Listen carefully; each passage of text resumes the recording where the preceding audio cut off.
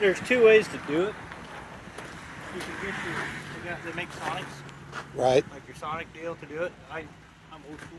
So Okay, you use the actual gauges. I use the actual gauges. Calipers, short pin and a long pin, and just your depth gauge bore and a ruler.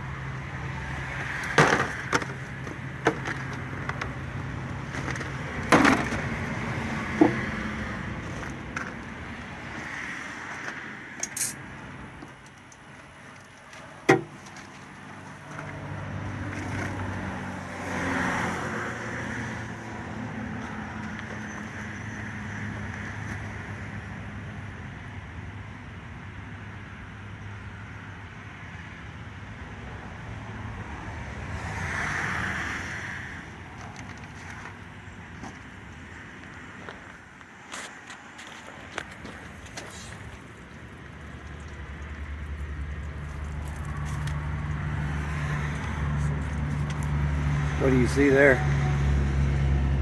What are you checking there? The link part number. The link part number? Yeah, okay. the link number. That way, so through Caterpillar, there's a book, and then there's also online.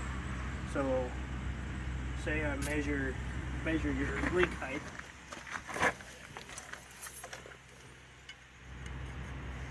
So CAT already knows what a new link is. They know the measurement.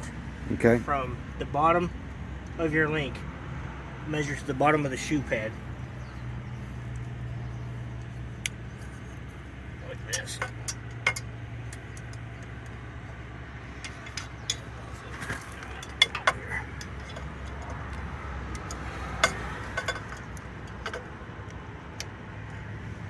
Then you measure this.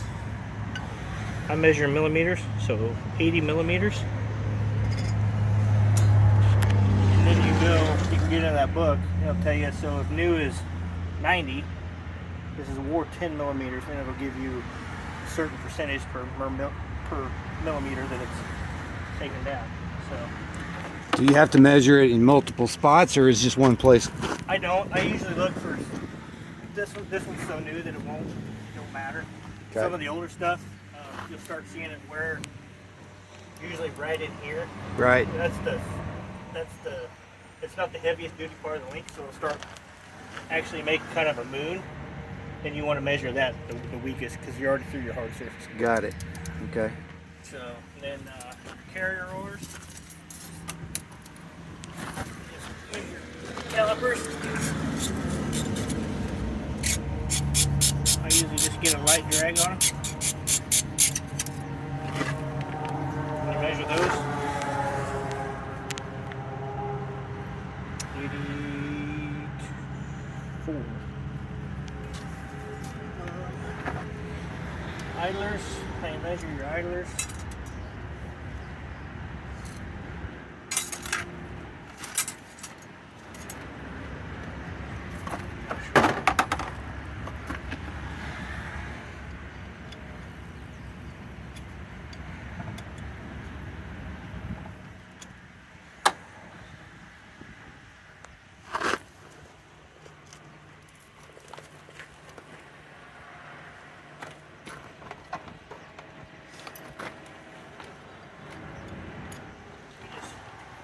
Set it across the top so it's flush.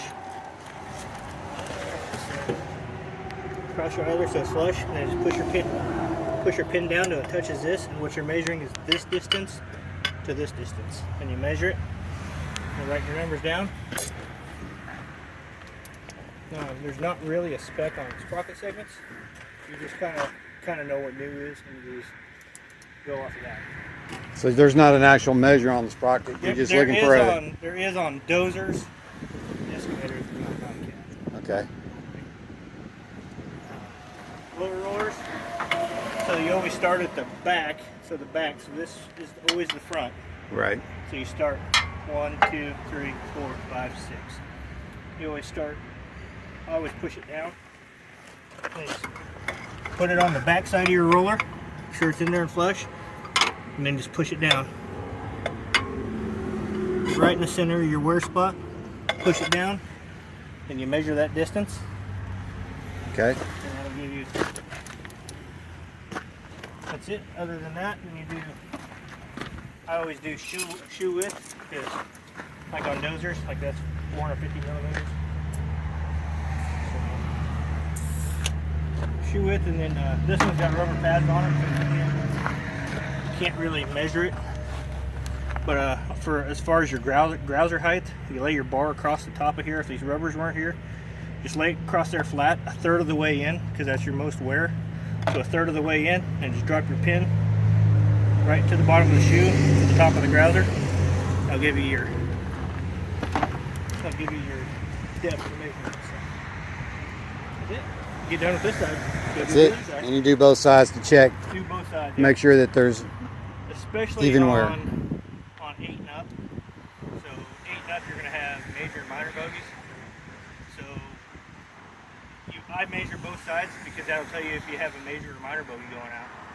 So if you measure this side and it's wore really bad, this side isn't, your bogey's sitting in there, it's cocked this way because it's wearing so hard on this side, but this side measures the And so bogey is the middle saddle. It's the middle, yeah. So on an 8 and up, D8T and up, they got your rollers actually pivot like this.